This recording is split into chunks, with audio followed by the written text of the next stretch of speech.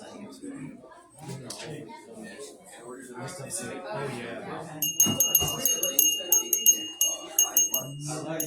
I just want to get your attention. We're going to go ahead and start with the recipe.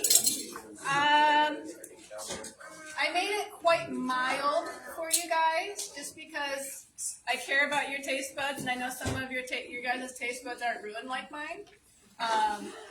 And you don't like things as spicy. So, yeah, so I made it more mild, but you can make it more spicy, hence the hot sauce that was next to there if you like a little bit more heat. But I'm going to show you how to do this. Oh, I got to get water. Here's some water. That works. And a measuring cup. Yeah, that looks like a measuring cup, right? How many ounces is this? 8 ounces? 12 ounces? We'll say it's about, I don't know how many ounces it is. Okay, so basically all you need for this is a blender and the ingredients, and then you're good. And a stove, obviously. So first we're going to start off with our water. Oh, luckily there's measurement on here. Close the door. We got some children out there, I think, that are in my bloodline that are running around. Where's those children's parent? She's busy.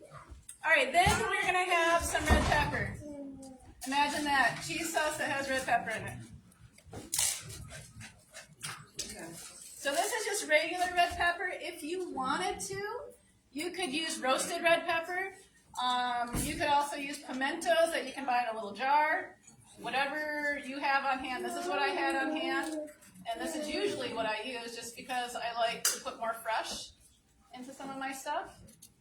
You can just chunk that up. All right, then we have some cornstarch. Find my starch here. A little bit of starch.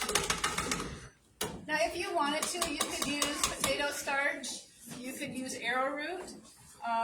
Any kind of like a thickening type starch would work. Oh, then we have our cashews. So, because this blender is not the blender I have at home, I'm going to show you what you would want to do if you don't have like a high-speed blender. So I took my sunflower seeds and my cashews, and I poured boiling water over them to let them soak for a little bit, just kind of soften them up. And if you don't have a high-speed blender, that just, it helps, because otherwise it's going to take way, way longer to blend it. Alright, then you just add this to your water and red pepper. So with your red pepper, you got some extra vitamin C in there. And then cashews, you got your healthy fats. Alright. Sunflower seeds. Did you know actually sunflower seeds actually help lower your cholesterol? Who knew? Alright. Alright, then we got a little bit of salt. Oh yeah, feel free to come up and grab more food while we're doing this. A little bit of yeast flakes. Now, yeast flakes, they add like B12 to it and gives it a little bit more of like a cheesy, nutty flavor. Then we got some lemon juice. Then we got some garlic and onion powder. And you can use also granulated onion and granulated garlic. That's usually what I have at home, because I just found that I like to sprinkle a lot of my seasonings straight from the bin. And if I have just the powdery type stuff, after a while it gets moisturized in there, and then I have just like a big clump of spice. So I usually buy granulated, and then I don't have to worry about that. Then we have some oatmeal, just regular old oatmeal. Yep, add some fiber to that. I know, could you believe there's oatmeal in this? Oatmeal and red peppers and seeds. I know, oatmeal. I was going to get up close to see this. Oh yeah, no, absolutely. We like to keep you guessing too. Like, what? There's good stuff on that cheese? Absolutely. All right. How I come up with it? I don't know. Other people do it. I just take stuff.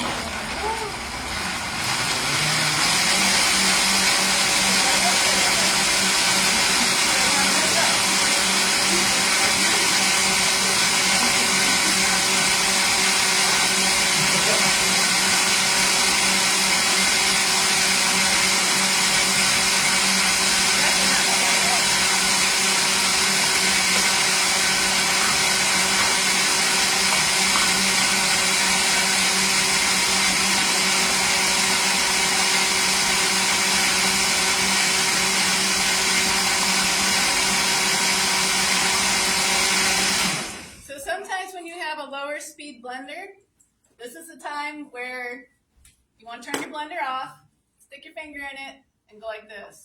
If it's a little gritty, you want to blend it some more.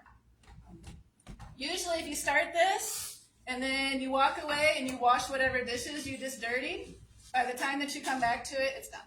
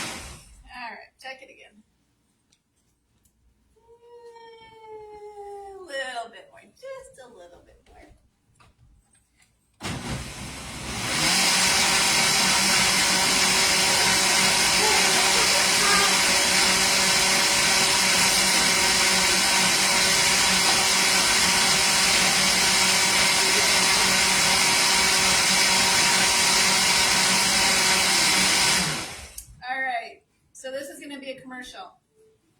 If you can save up and buy a Vitamix, it is so worth it to make cheeses and sauces and things like that where you blend up nuts and rice or anything to make something that's creamy. People buy them and they sell them on Marketplace or any other type thing for cheaper than what they bought it for. I saved up for years and finally got one at a very discounted price, and I absolutely love it. So if you can afford it, if you can do that, it's well worth it if you're gonna do stuff like this. If not, it's okay. Let your blender run for like 5 minutes. It's okay to do that. So since this is still a little gritty, I'm gonna take most of this home to blend in my own blender at home because I don't want to bore you having this blend for 5 minutes. So I'm going to take some of it. Yes, ma'am. Would it matter if you put it in a food processor or same thing, or do you just recommend the blender? If you put it in a food processor, you're going to have to greatly reduce the liquid. Otherwise, that's going to slosh all of it. And then you could add, if you made it into a super, super fine, non-gritty paste, and then added the water to that, then it would work. But so I'm only going to do I'm only going to thicken a little bit of this because I'm going to take the rest of it home to make it super satiny smooth. Also, if you store it like this, if you take this and put it in a mason jar, then you have cheese already made in the fridge that basically when you're ready for it, you take what you need out of it and then thicken it. Also, if you're going to freeze it, you would freeze it in this state before you would thicken it. And then when you're ready to use it, you just take it out of your little baggie or whatever that you pre-measured, plop it in your pan, let it melt, thicken it, and you're good to go. I usually have stacks of cheese in my freezer just for that reason. Because sometimes we'll make, if I'm going to make a cheese sauce, I'm going to make, a large batch.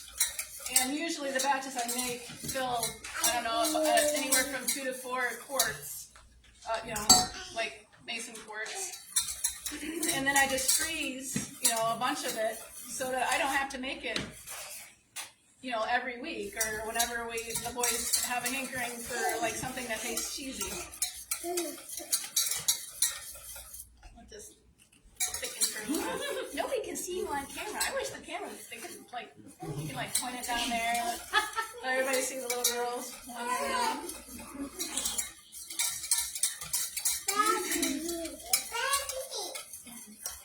So these are really nice too. Like if you're going to like a gathering, say, or even having like people over, you can make a large batch of this. And then once you thicken it, you can put it into a crock pot. And you can add your salsa. Sometimes we've done it to where we add chili beans to it. So it's like a, a beanie, cheesy, spicy type dip. I've had friends that have added the fake Morningstar sausage to it. And so it's like a cheesy, sausagey type. I don't know, it was really good. They've done that before. Thicken!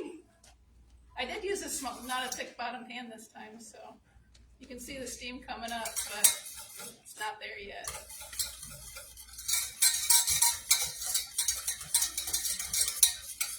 All right, so once you have this thickened, that's when you would add any toppings, or you would add your salsa to it like we did here. But it's very versatile. You can add salsa if you want. You don't have to add salsa. Sometimes we'll thicken this and then we'll pour it over pizza, which is really, really good. Or sometimes if I just don't feel like cooking, which seems more often than not lately, you can just empty a bag of chips onto a cookie sheet. You can chop up some onions and some tomatoes and peppers and whatever else you want to put on there except for pineapple. Don't put pineapple on your pizza. Thank you. Don't put pineapple on your pizza. We were talking about nachos. Don't put pineapple on your nachos either. And then you pour this over it, and then you bake it in the oven. So good. All right, now it's getting nice and good.